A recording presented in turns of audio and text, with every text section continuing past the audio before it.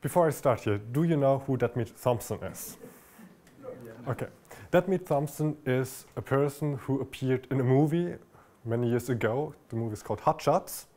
It's about pilots and the army and how you should not get killed.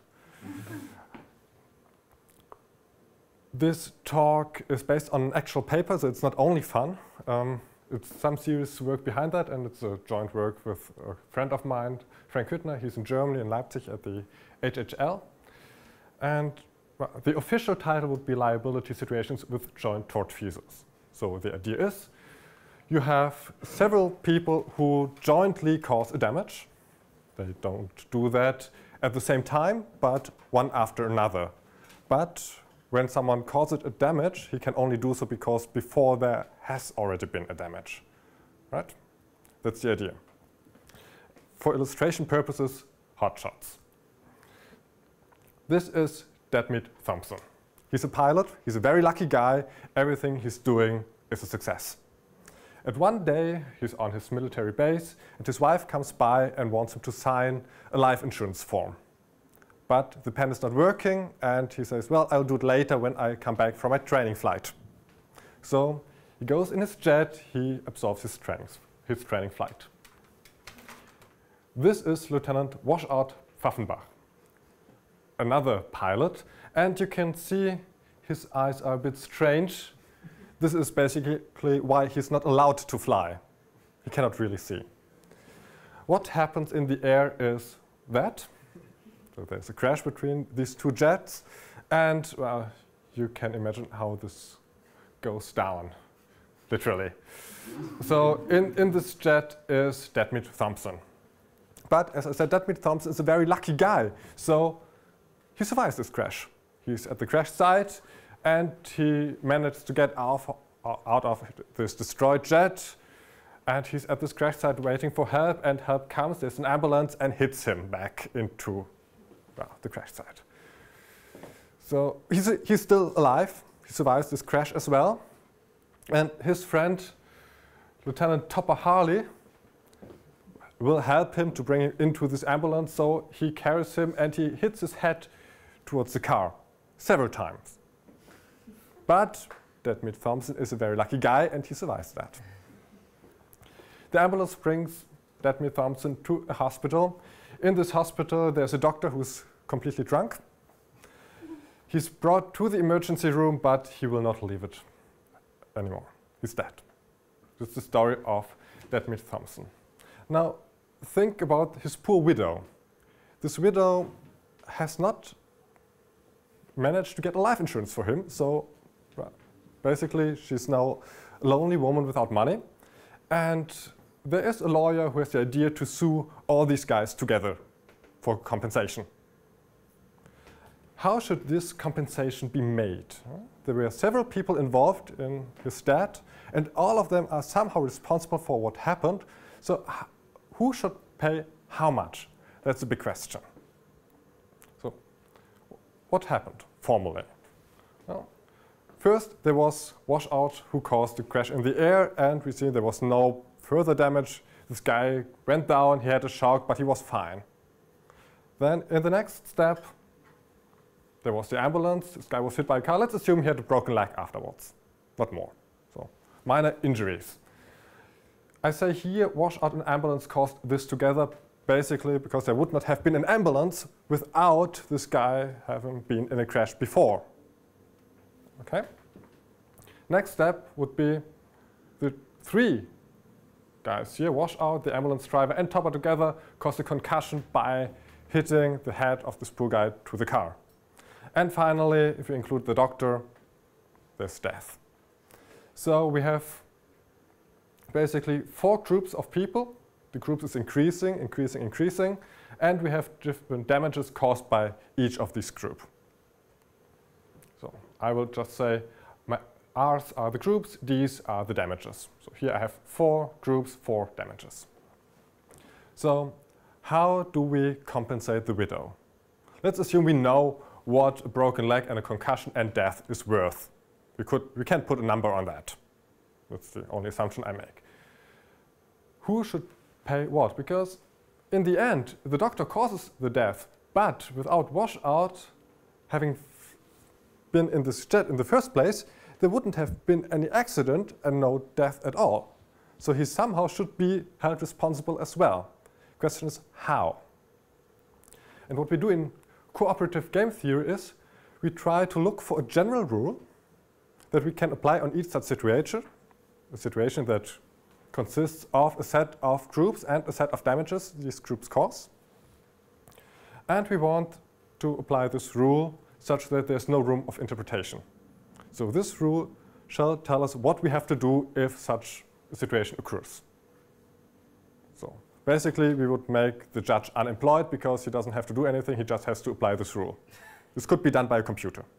Okay? That's the idea. So the question is, how should such a rule look like if we don't want to have any interpretation? And this is what we call an axiomatic approach. We are trying to derive hopefully reasonable rules or properties the rule should satisfy. And then we check, is there a rule that satisfies all these properties? And if yes, how does it look like? Is it unique, etc., etc.? So we have many groups of players, we have many damages. What properties should a rule satisfy? Well, the first thing we want to do is we want to cover the damage. Not more, not less. There should not be any punishment involved here. This is just about compensating. Punishment is a different story, has nothing to do with what you do here. So we want that the damage is paid. We can put a number on the damage, and this damage should be compensated, not more, not less. This is axiom number one. The second property we want is that if somebody does not do any harm, he should not pay anything. He should still be responsible for what happens later because the situation he caused might have further damages in the future, but for this certain round, he should not be held responsible. Well, let's say washout caused a shock, but no major injuries. Let's say a shock is worth nothing for some reason, then you could just assume that washout comes to the stage together with the ambulance at the crash site. So he's there before, but there was no damage he has caused on his own. He's just responsible for what happened later. It's the second rule we want. The third rule is we want to have a limited responsibility. This means the doctor is, of course, responsible for the death, but he is not responsible for the broken leg at the crash site, and he's not responsible for the concussion before. So he should not pay for these two injuries. He should only pay for the death, which is probably expensive enough. But the idea is you are not held responsible for anything that has happened before you appeared at the scene. It's rule number 3. Rule number 4, equal rights. Let's assume that it was not washout who flew this other jet, but it was Topper. And it was not Topper who hit this guy's head to the car, but it was washout. Then they should just switch their payments, right? So it's not about having a good lawyer or being an important person, etc., etc. It's just about what has happened, and well, we could just switch the names of people. These are 4 properties we'd like to have satisfied. And it turns out there's only one rule that satisfies all these properties. And the idea is, in every step, we look what is the damage caused in this step, right? In the first case, we had a shock, and washout has to pay for the shock. In the second step, we had a broken leg, so washout and the ambulance driver have to pay for the broken leg. In the third step, we had the concussion, so Topper, washout, and the ambulance driver have to pay for the concussion. In the last step, we had death, and all 4 of them have to pay for death equally. That's the only rule that satisfies all these 4 axioms. This is a very nice result. You can just motivate it by very easy, very reasonable rules and get a very clear and easy algorithm how we should divide this damage. Some final comments. This equal right axioms makes negligence impossible, right? I said if Topper and Washout switched roles, they should switch payments. But Topper was allowed to fly a jet, Washout was not.